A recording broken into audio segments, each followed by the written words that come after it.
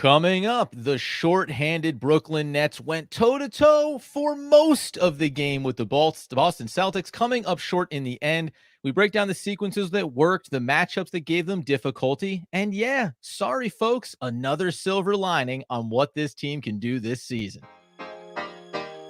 You are Locked On Nets, your daily Brooklyn Nets podcast. Part of the Locked On Podcast Network, your team every day.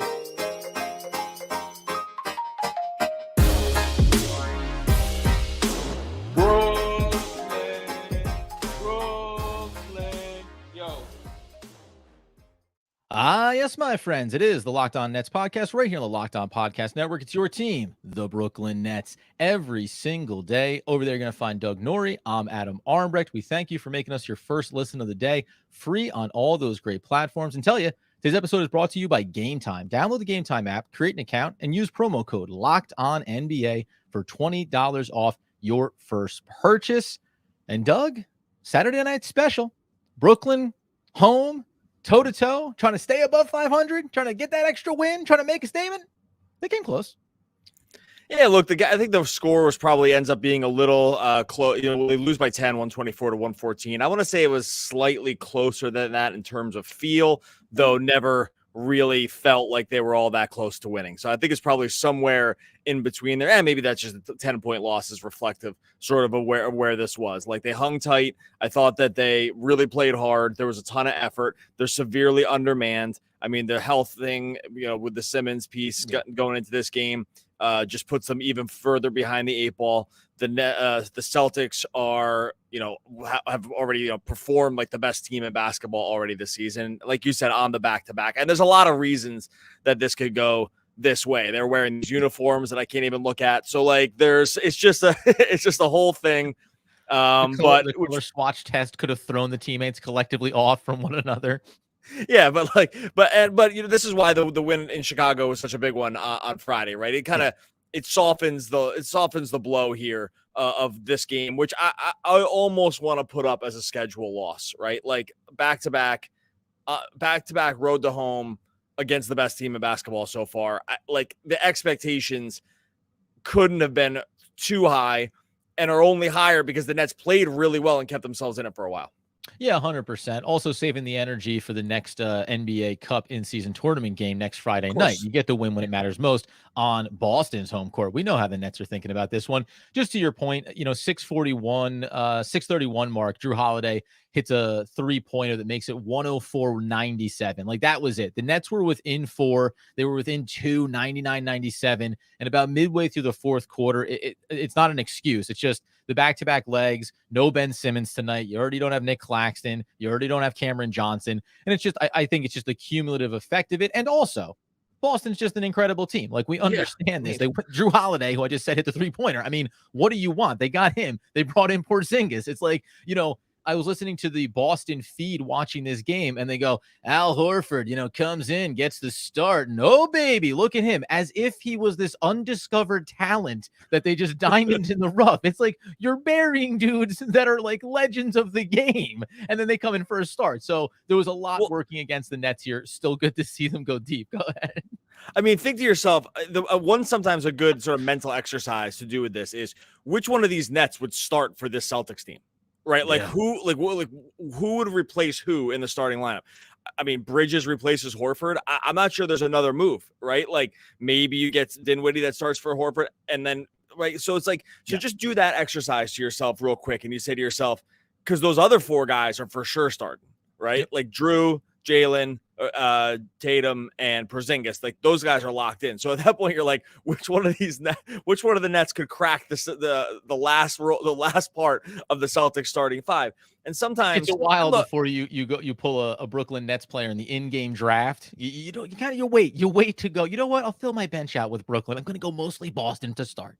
And we know that the team has been deep and the bench has played really well, and there's a reason they've kept themselves in games, and that to some degree was the case again tonight. But sometimes in the NBA, I mean, talent wins, and this Boston team is an incredibly talented team. And basically what they weren't able to do was withstand the flurries that Boston could put on you because they are so talented, right? Like when you have Tatum, who starts to dial it up there in the third, when you have Jaylen Brown, when you have Drew Holiday, when you have Kristaps Porzingis, like those guys are just not going to go long stretches of bad offense, and forget the defense too, which has been really pretty good for them as well. So like withstanding, I guess flurries is the only way I can come up with it. Like withstanding these runs that they're going to put on is just going to be really, really tough to a team that's outmanned and from a talent perspective.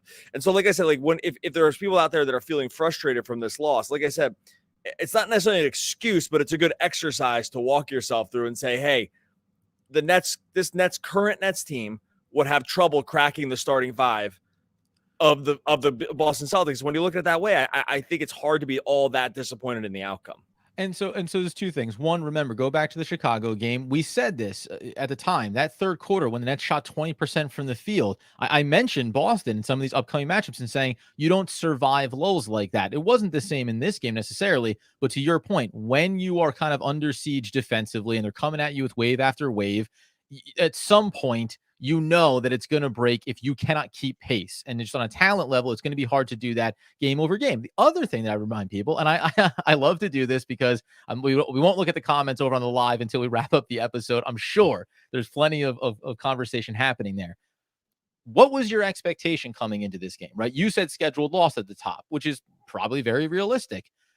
I always feel like once you get a quarter, a half, 3 quarters, into the fourth quarter of a game and you think you have a chance to win, which the Nets in theory did here. They're within singles, 2 possessions. Then all of a sudden it becomes, well, what didn't you do? Why didn't you X? How did you fade late? But remember, if the Nets had been losing by 15 at halftime, you wouldn't have been shocked by that. No Ben Simmons, no Claxton, no Cameron Johnson. And I'll tell you what, not having Ben Simmons in this game, not just from the offensive end of it, defensively, the size, having some of that physicality, not having Nick Claxton, these are losses in this particular game and this particular matchup that really hurt you. So if you're 100% healthy and you go toe-to-toe all the way down the wire here, I probably come in with a little more, oh, you really want to get this one. But given the context, I come out of this game saying, hey, man, you gave him a heck of a run. Boston remains undefeated, and you get to take away, I think, still a lot of positives. And as we'll discuss here in a second, there are also some informative moments about some of these role players and why they are just that, role players that need these starters to be in ahead of them. We'll get to that in just one moment. All right, before we get to that, I'll tell you about our friends over at Game Time. When you're buying tickets, whether the game, concert, last-minute theater stuff, the last thing you want it to be is a stressful experience. You want to find the tickets. You want to know you're getting a great deal, and you want to be done with it. You want to know where you're sitting. You just want to know you're not overpaying for something that's supposed to be fun. It's not supposed to be stressful. This stuff is all supposed to be fun. Going and seeing stuff live. It's what it's all about. Game Time has you hooked up for the ticket buying experience. They got killer last minute deals. They have all-in prices. They have views from your seat. You can go views for the seat that you're going to buy, so you can see exactly what you're going to see when you show up. Right now, if you head over to Game Time, they got Bucks coming to Nets here on Monday for starting at $34. So you can, if you're thinking about taking the trip into Brooklyn to see your Nets, maybe just get a dub back in the W column. Head over to Game Time. They're going to hook you up right now. You download the Game Time app, you create an account, use the code LOCKEDONNBA. You get $20 off your first purchase. Terms apply. Create an account and redeem the code LOCKEDONNBA for $20 off. Download Game Time today. Last minute tickets, lowest prices guaranteed.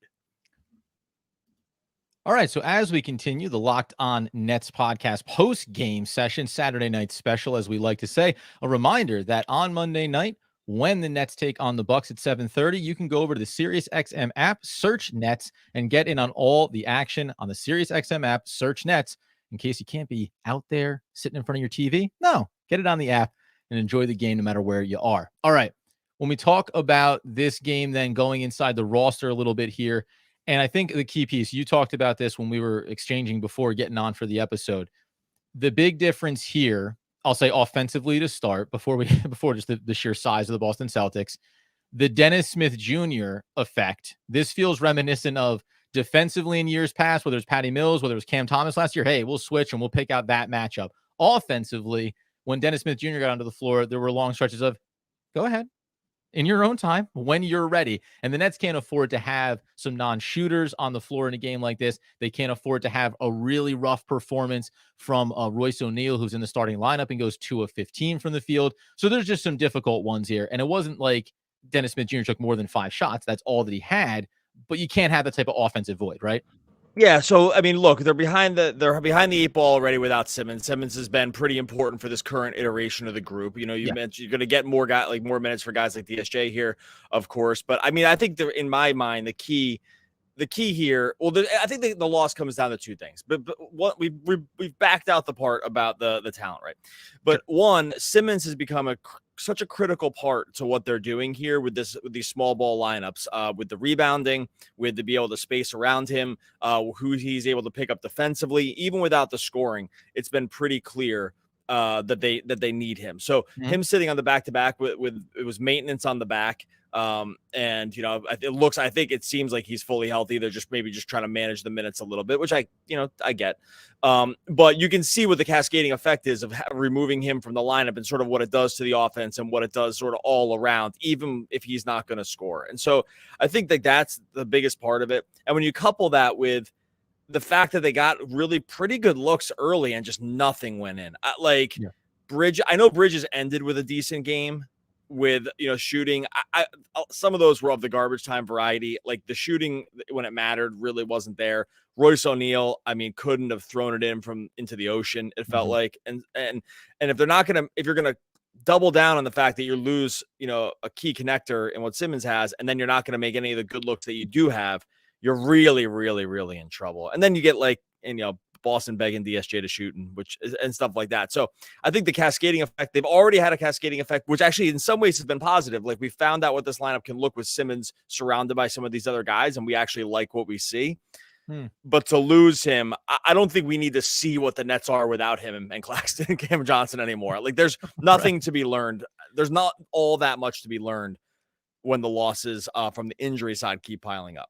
Yeah, I know I went deep cut a little bit there talking about DSJ only playing 15 minutes, in this game. But, you look at the bench scoring here too. Lonnie Walker was okay. The bench scoring here is what? 20, I do quick math, 28, 29 for the Boston Celtics. They kind of go toe to toe here. They only chip in 19. So the Nets bench still wins that category. But at the top there, the Royce O'Neal is really difficult. And then the glossiness of some of these numbers. Cam Thomas, 37 minutes, 11 to 24. It's a good reminder here too. Look at the minutes for the starters in this game. 37, 37, 38, 35, 37. This is, again, spitting directly in the face of what Jacques Vaughn said he wanted to do when it came to minutes. He also, though, wanted to have 3 of his starters available for these games more often than not. So I think you got backed into a little bit of a corner here when it comes to that. The other thing being these big matchups, I mentioned Porzingis, even Jayson Tatum to that extent. It's just the Nets don't have enough bodies defensively to rotate and throw at them for all of the key size players. Cameron Johnson as well, right? Like we think about him as an offensive first guy, but he would have been really useful on the defensive end of the floor in a game like this. And I know what people are going to say too. I think that one of the contentions will be with Vaughn and company will say well, why didn't you see more of player X and why didn't you see more of player Y, right? And I understand that to some degree, but also back out and look at the end of the third quarter where they're down by 3. When you're down by 3 to the Celtics at that point, and this has been basically the tight rotation you've run, there is no reason to go see what you have in other guys. They're in the game, right? They go into the fourth quarter. They go into the fourth quarter in the game with that group. And if you're within 3 at the end of the third quarter against this team, what you're doing is to some degree working. And it just wasn't, it's just not able to, they're just not able to close. And which again is going to be expected when Boston goes back and gets heavy on their superstar guys who they're going to run a decent amount of minutes too. I mean, Tatum played 41 minutes in this game, right? Yeah. Drew Holiday played 40 minutes. They played almost playoff style rotations here. These guys played a ton of minutes. And when that's going to happen in the fourth quarter, it's going to be tough. So I'm already trying to preempt I think what will be some complaining about why don't we, and this is always what happens when you lose. Every time you lose, it's why didn't we see player X and why didn't we see player Y? But just again, step back and say, would you have said that when they were down 3 at the end of the third quarter to this team? And it looks like they're very much in the game. Of course not. 99-97. You going to complain about the decisions at that point when Right, they're down exactly. 2 in the fourth quarter? Like, no. Exactly. Which again, reminder here, they came in as 10-point home underdogs. The line was -9. Simmons gets ruled out and moves up to -10. Like they were significant home underdogs. And that's like being 10-point home underdogs is a ton. I mean, if you don't follow this stuff, that is a massive, massive underdog because you get a little juice for just being home. If you're double-digit home underdogs, like you are, what you expect? I mean, like you're significantly behind in terms of overall talent by quantifiable stuff that like has really, really worked in the long term. So I guess when it comes to rotations and stuff, we wouldn't if Royce O'Neal's shots go in at a clip that he typically shoots at.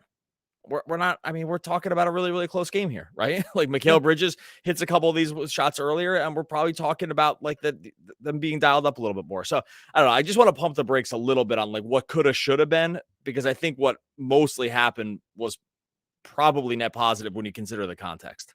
Yeah, and one other thing that I'll note here just before we kind of round out this conversation, and again, we'll come back here in a moment and talk about what I again think carries forward here, assuming that guys start to get healthy. Good reminder, like if I just want to go to one key stat, by and large, and in this game it was a good example, the Celtics got to the line 10 more times than the Nets did.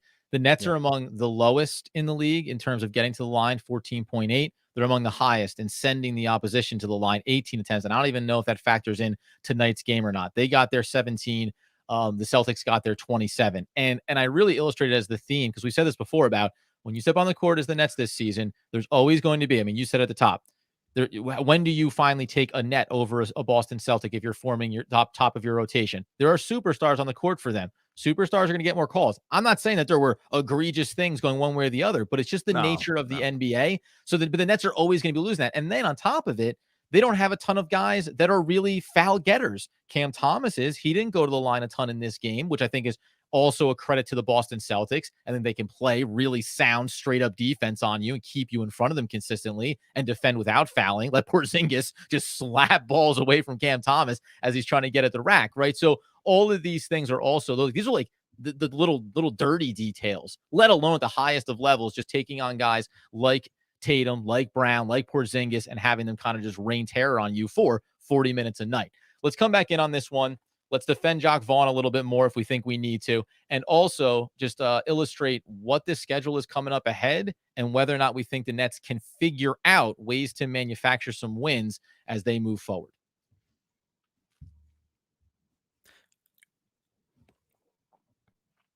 All right, before we get to that, we'll tell you about friends over on FanDuel. No better time to get in on the NFL and NBA action with FanDuel, America's #1 sportsbook. Right now, new customers are going to get $150 in bonus bets with any winning $5 money line bet. You get $150 if the team that you bet on wins on that money line. Like I said, if you took the money line against Chicago when it came to the Nets, you're banking that $150 right there. You did it. Conversely, if you went the money line on Boston tonight because you thought there's just absolutely no way in the world they could lose, you're also grabbing the $150. So I think if you know your Nets team and you believe in them one way or the other, we can do the I know better stuff when it comes to FanDuel, and you're going to get the $150 in bonus bets as well. If you're thinking about joining FanDuel, no better time to get in on the action. It's not just money line, spreads, player props, over, under, so much more. Visit FanDuel.com/locked on to kick it off this season. FanDuel is the official partner of the NFL. All right, so as we wrap up the post-game podcast for the Brooklyn Nets, falling at home 124-114 to the visiting Celtics. Notably, the Nets are really good away from Barclays Center, so maybe they should play more road games at the early portion of this season. Go back to that red court in Chicago if they need to. One other thing about this that I thought was interesting, a game like this, we haven't had Claxton, and now with no Ben Simmons, I feel like this keeps being a sample size about we get Ben Simmons back and then you need to use Claxton to go do something else. I want to be a reminder here, though, that having a player like Claxton tonight would have made all the difference in the world. He can take on one-on-one assignments on the defensive end of the floor. The offense and the versatility there, yeah, that only has so much that you can go to. But I actually think this is more of a conclusion after these first 6 games, that you should be more emboldened around the idea that everyone can have their role and can fill in a need, much like you saw in tonight's game with Lonnie Walker still having a good performance, Dorian Finney-Smith having another excellent game for himself. Doug Norrie's trade immediate trade candidate for the Brooklyn Nets. But these things, I don't know. Like, do you feel like it's a similar thing about you go down late? Well, why didn't Jacques Vaughn do this, that, or the other? Nicolas Claxton isn't in the lineup and the team is winning some basketball games, so you should automatically trade him. I feel like the pendulum is swinging too much too early in this season. We're still in the, to me, data gathering stage around what's going to work for the Brooklyn Nets and how effective different lineups can be. Yeah, look, if you look at their numbers going into this game, they were ranked lower in the bottom third in defensive efficiency, and it was really for two specific reasons. One was because opponents are scoring a ton in the paint on them, Yep. And they were ranked, I think, 26th in paint in opponents. And by the way, they're scoring in the paint, and it's not like they have faced a ton of like great centers here. It's just like their opponents' wings and guards are getting, not layup line stuff, but they're getting to the rim. Like that's a Claxton area, right, that he can help clean up. The other one is that the opponents are scoring a ton of turnovers, and that's because at times the offense can get a little bogged and a little sloppy. And those two are the key reasons why the defense, I think, has underperformed relative to what we probably thought it was going to be when you looked at the personnel. Now, again, no Nick Claxton, no Cam Johnson. Like they have been without guys. These two guys are really, really important for what they want to do. The offense has been better than expected, I think. So that's really why they're a 500 team right now and not worse when you look at the defensive efficiency. But yeah, no, Claxton's a key part of this. And whether, there's questions about the fit when it comes to him and Simmons and like, do they have the right guys for him to play with? Regardless of fit, it would still be a better option than what they have in there in terms of rim defense, which is very, very little. And I know Day'Ron played really well tonight, but Claxton is just of course on another level, especially when you're running switching schemes. So this is a loss that they're for sure feeling this. Really every game, honestly, so far. And they've been able to win some in spite of it, but they clearly could definitely need him back.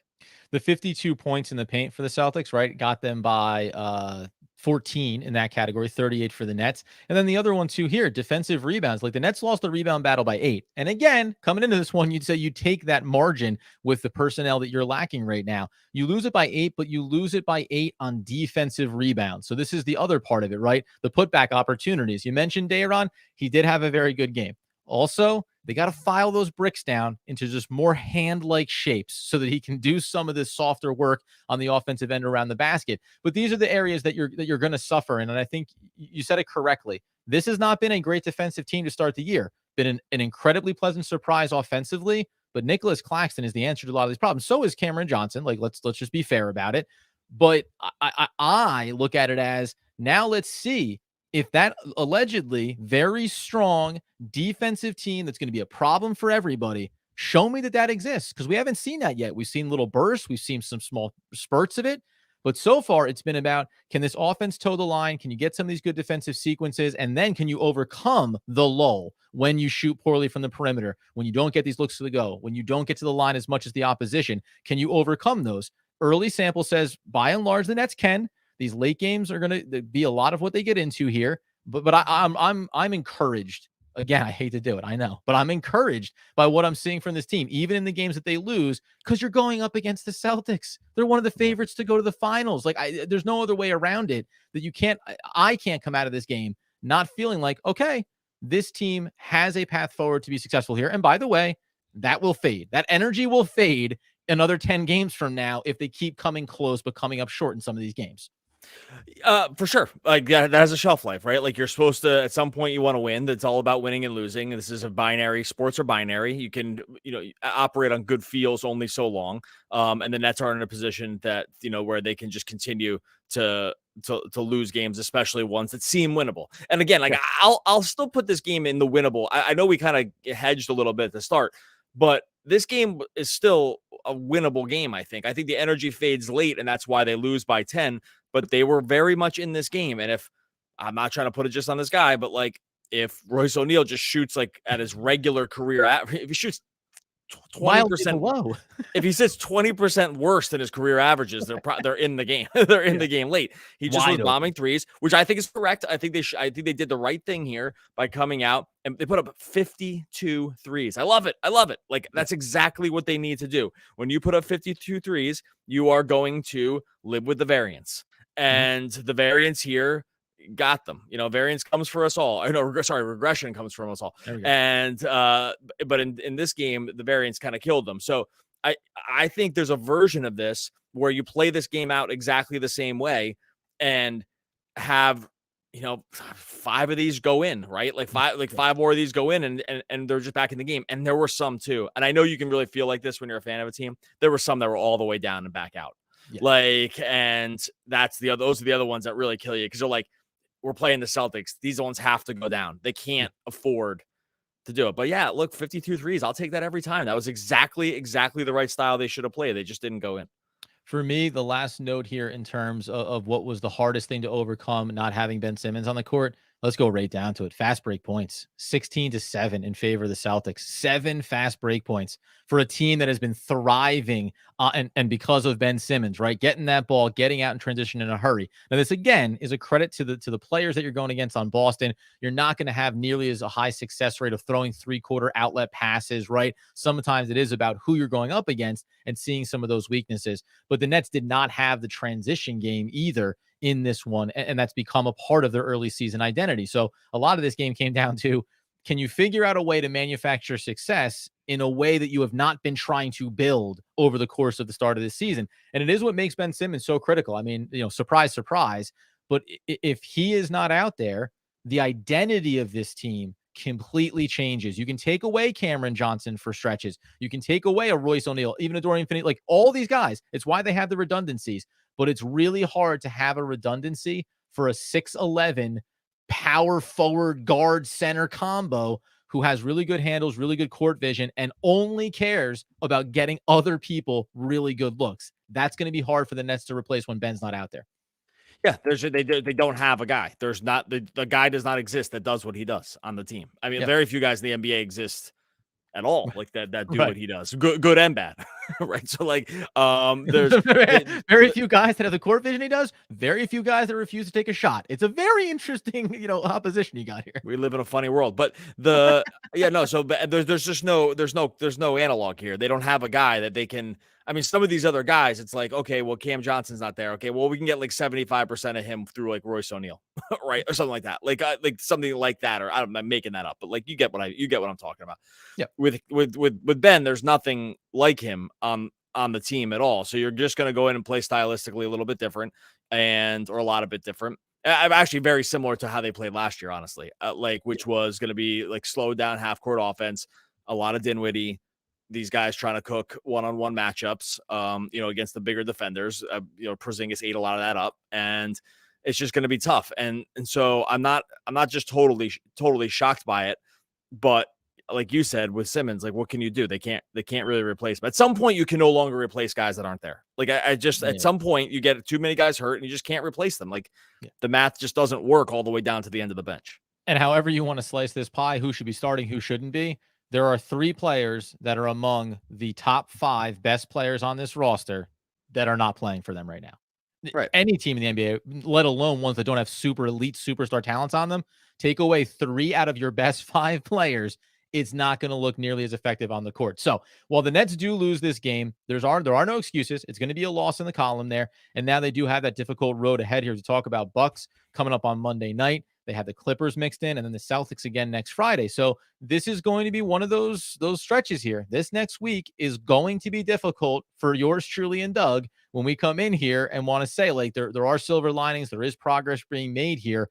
You probably have to find a way to still get one of these wins, because otherwise, then there's a reality that sets in and you can't go toe-to-toe. And maybe the biggest part of that is getting any one of these guys back. Simmons, just a maintenance back thing for him. Claxton waiting to get more.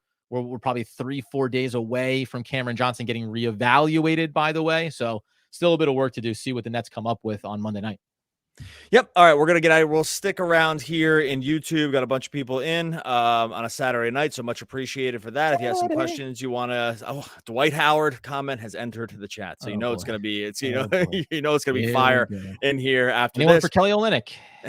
Make sure you join subtext.com. We'll talk one-on-one about this stuff. Join subtext.com/locked on Nets and ask any question you want. It's a free trial too. So loved what we're doing over there. Loved the conversation we're having. Join subtext.com/locked on Nets.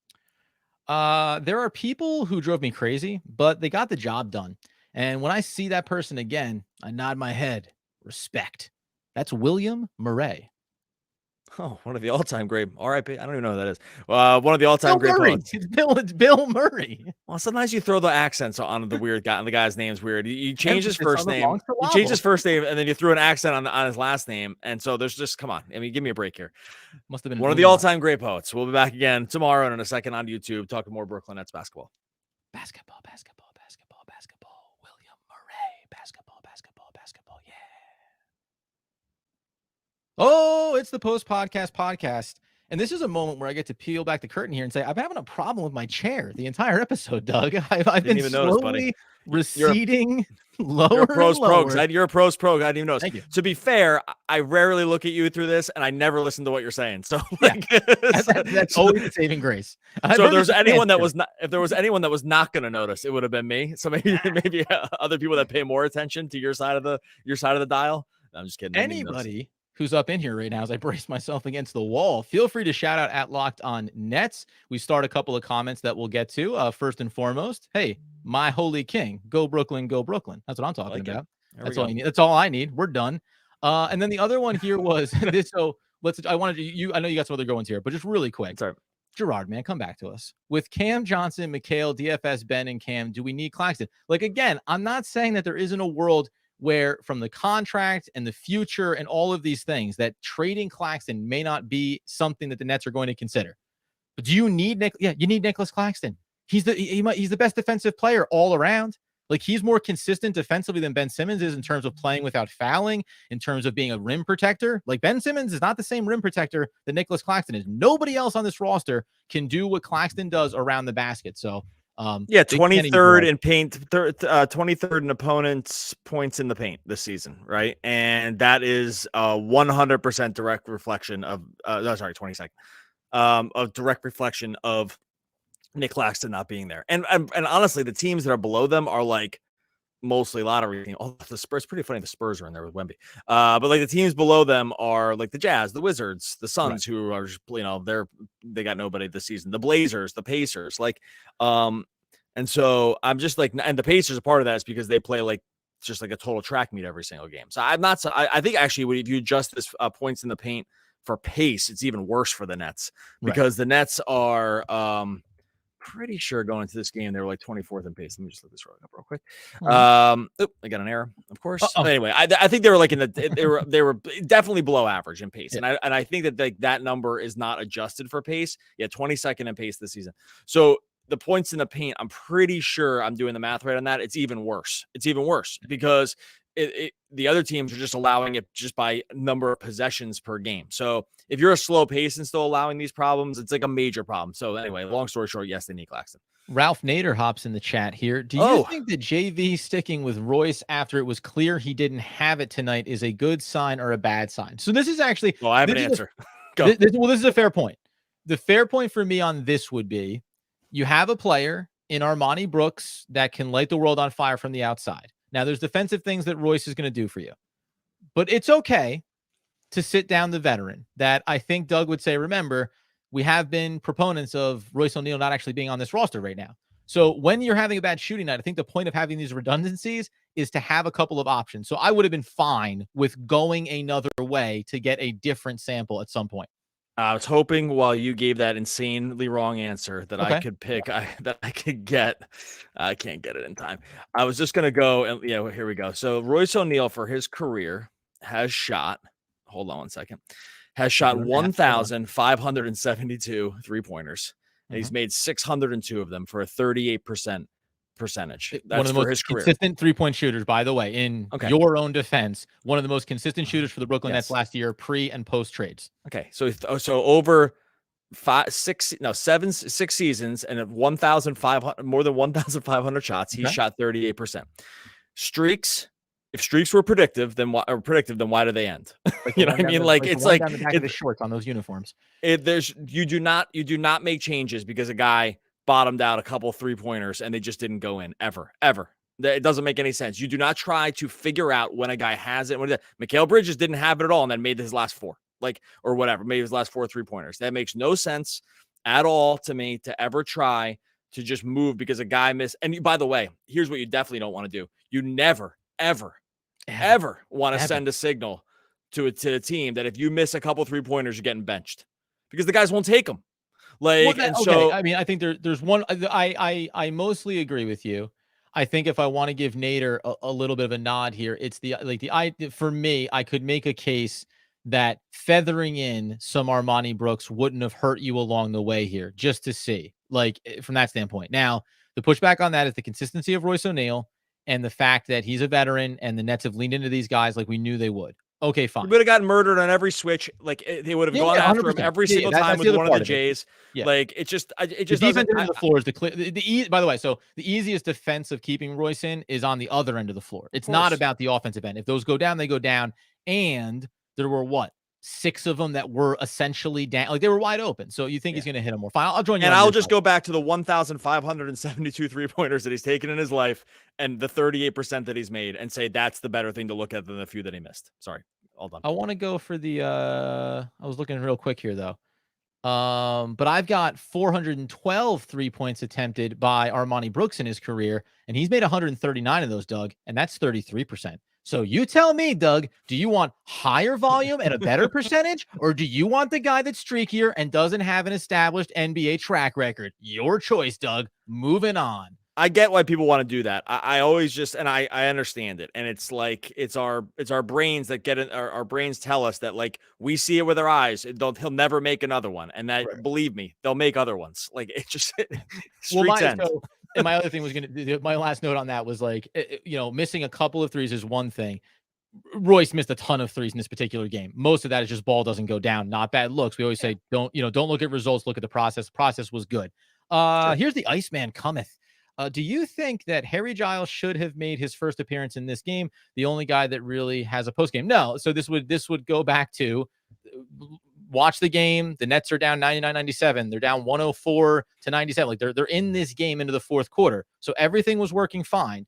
Just because they end up losing by 10 doesn't mean you go back and say someone else should have started or no. And by the way, who? No Day'Ron Sharpe? He had a pretty good game. Like, he had a pretty solid game for the Nets in the minutes that he played. I don't know what route you would have gone to get him in there. And I think that also fundamentally changes how this team plays, which is the hardest thing to do, as we said, without some they just don't run up offense that puts guys in the post. I just don't know. I do think sometimes people are stuck in the past. That's not you, but it's not. People are stuck in the past with this idea about post ups. Like, I was looking this up the other day. Synergy just doesn't even track enough because no one does it enough. Like, synergy tracking data on post ups, it's like, we'll put it up there when you reach 10. Well, guess what? Like, nobody even reaches 10. Nobody does it. Like, so I just don't know why people want post stuff. Like, you want to do what they did tonight, which is bomb threes. And it's frustrating when they miss. I get it. Like, it's frustrating and you feel like it's insanity, but believe me, the math is set on this. It's done. It's proven and it's over. Like, you do not want to just throw. There's no good thing about just throwing the ball into the post to some guy. And the reason we know it is because no teams except for like Embiid do it. And Jokic, right? Like, unless you're one of those guys, one of ones, you don't get special treatment around the way the NBA. It doesn't make any sense. It doesn't make sense because here's the thing. The reason, and maybe I'm going too hard at this, but I just want to put an end to some of these post things. It would actually take away the one thing that actually works for the Nets, which is like Cam Thomas and Mikal Bridges and Dinwiddie cooking bigger defenders so they can get to the rim. Like that, the second you put a guy in the post, that's over. There's nowhere to go. There's nowhere to drive. You've already planted the bigger defender into the post with the guy. So now, that being the case, when do you want the Nets to add Dwight Howard? Now? Or do you want to wait a couple? Do you want to wait a little? Because I made a joke about Howard the other day, and I realized he's been in the news for some not so great stuff. So I'm gonna back that name out. And he's having his own journey.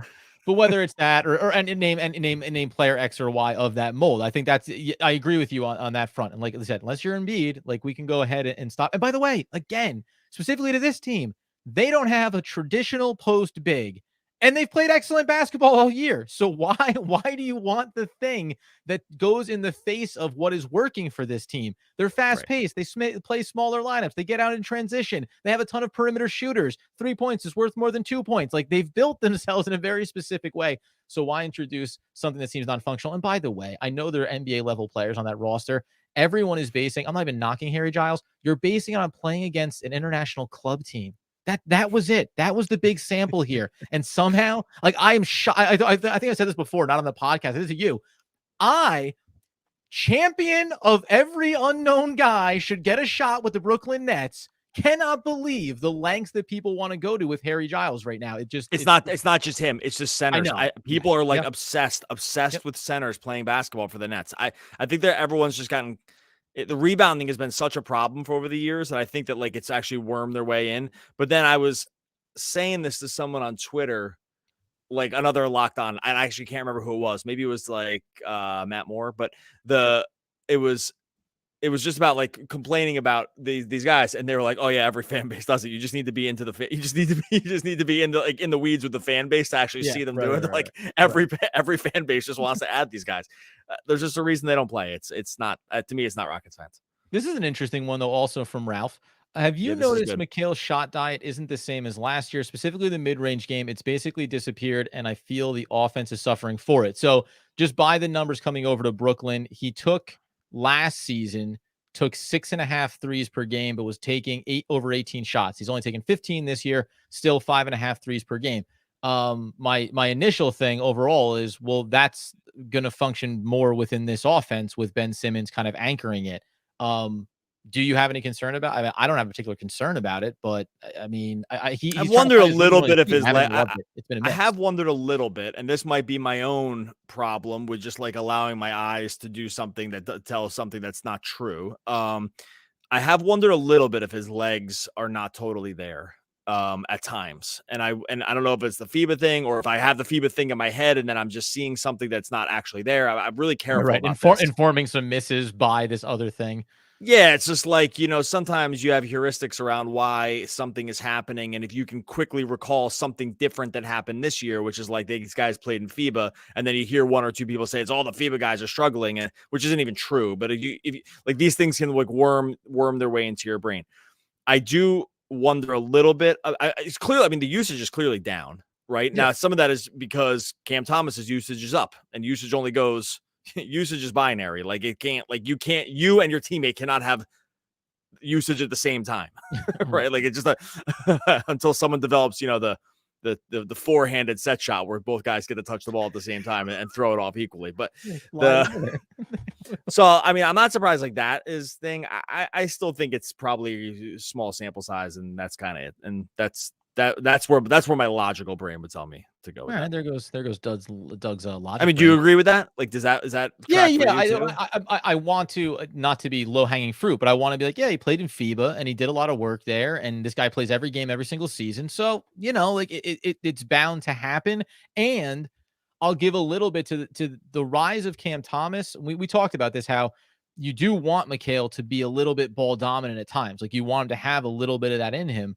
I don't think that he necessarily does organically. So Cam Thomas has taken far less threes than we thought he would this season, and he's gotten inside the paint a ton. So there is an exchange kind of roles here in that regard too. So I'm willing to wait, as we say, 15, 20 games, and then start to evaluate where I think some of these guys are, including Mikal. Don't you think that Claxton should start taking threes? I just wanted to, while playing with Ben, once he gets back. Think it's the only way they can play together on offense. I mean, listen, dude, nobody's championed Nick Claxton taking threes more than these guys, but he hasn't done it to this point in his career. So tragically, we may have to accept that he does not and will not take 3-point shots. I just don't see. This just doesn't seem like it's going to happen. He should. I mean, if you objectively, he should take 3-pointers, but I have no idea what that sample size would look like. But by the way, so should Day'Ron Sharp, who, like, on the rare occasion he does, it looks fine. Like, the shot looks okay. He should be taking more of them, but that's just not functionally what they ask these guys to do per se. A couple other ones here that I thought were good. Do you notice when every time a pick and roll was run on Cam Thomas, they forced the switch and then they just posted up to try to keep Cam on the ball? I mean, you could speak to Oh, this. If sorry, you I was clicking off. I was trying to get a shot dashboard up. Every time a pick and roll was run on Cam Thomas, they forced the switch and then posted up. Dudes try trying to to keep keep Cam on the ball is essentially. You mean on? I don't know if he's asking if they're on offense or defense. Run on Cam Thomas. Yeah. Well, other teams have been hunting Cam Thomas now for basically any team that's running any kind of even like moderate set is going after him. So I think if that's what the question was asking, I'm not. I'll feather it into Ralph here because I think it dovetails. Frustrating observation. I hate that we never target the opposing team's obvious weakest defender like Pritchard, yet they hunt Cam consistently. No. Well, they don't do that though. They don't go after Pritchard. They do it the other way. They go after opposing bigs. They hunt down opposing bigs because they want to be able to get these guys. The key to Thomas and Bridges' game specifically is to get past the first layer of these guys into the mid range, and that is much harder to do on a faster guard. Like these guys aren't like. They're not amazing rise and fire guys, and then neither of them are like insanely great with the handle either. And so, especially Bridges. And so the key, and Thomas is a little better. So really, they're the opposite way. They want to get going after Pritchard makes sense when you have like vacate right the paint. Yeah, like you go after when you go after Pritchard when you have like Luka or something like that, where it's like, hey, I'm huge, I can see over the defenses, I'm gonna make the pass. Good luck. Like I'll make a pass over you if I need to. These guys aren't good passers. So at that point, what they need to do is attack the opposing big because they want to do two things. They want to get a switch onto the big to draw the big out of the paint, and then they want to be able to get past that big on the initial drive. And then when they send help, if they don't send help, they go to the basket, and if they do send help, they start passing, and the ball starts kicking around. Like that's basically the entirety of the Nets offense. Like I don't think they run much else besides that. And so, and there's been times when that's really pretty effective, but that's mostly what they're doing. It's like screen, switch, Cam or Mikal on a big, and see what we can do. Yeah. Porzingis ate most of it up tonight. So like it's just real quick for you. Does that make sense? Is that like an okay explanation? Yeah. Sorry, but I sometimes when your answers are strong, I just go ahead and move on to the next question. I agree that yes, the Nets offensively function in a different way. And when you mentioned about Luka, it's like, well, you hunt these switch again, go back to the superstar premise. When you have the superstar talent, you hunt a switch so that they can go and take them on. Mikal Bridges, even Cam Thomas, like Cam Thomas can do the work and get himself space and get a shot off. But also Porzingis was swatting his and other people's looks away. The Nets don't function this isn't the Kyrie Irving, Kevin Durant version of the Nets. Everybody clear out. I'm better no matter who they put on me. I'm better than them. And I can make my own agenda getting at the basket, whether it's rising up over top, finding the pass, or attacking. And when Simmons is on the court, it's like a little different. Like they run like a little more pistol action, a little more Chicago, like where they will, work into like, pin down into a DHO or something like that. But without him, they don't really run that stuff without him. And so it's just not part of what they do. So the rest of the time it's just on the switches. Sorry. That's no, it's all good. I'm just going to note for Iceman, I was saying, he said, asked about Giles because the same size as Al Horford. Like, yeah, I'm not knocking you for bringing up Giles in the game there, but it's not, this is a long-standing issue that this is PTSD off the 10,000 center quest, not him. Iceman, this guy, it's not you, man. It's you're great. Like that's how I know I know you're a long-time listener and commenter. Yeah. Sorry. My eyes just go complete. I see total red when I see these guys' names. It's not nothing against you.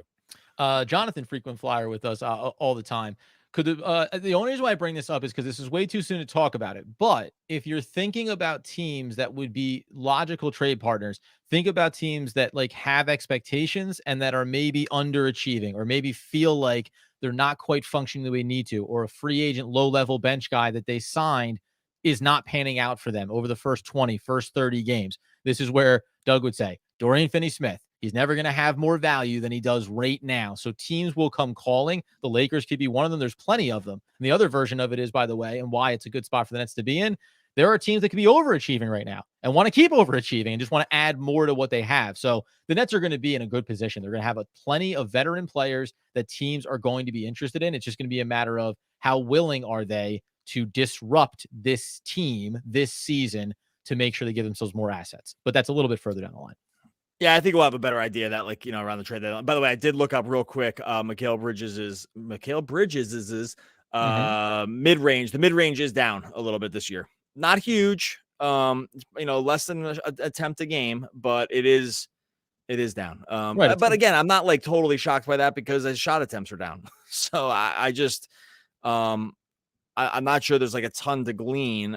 It just maybe it's not playing well with our eyes or something like that. I'm not really sure. 3.5 less shot attempts per game, a 3-point attempt less per game this season right now. So yeah, so by those percentages, like his mid-range attempts aren't down, or okay, his mid-range attempts are not down more than his overall shot attempts are down. Yes, right. If I'm explaining the math correctly, yeah. Yep.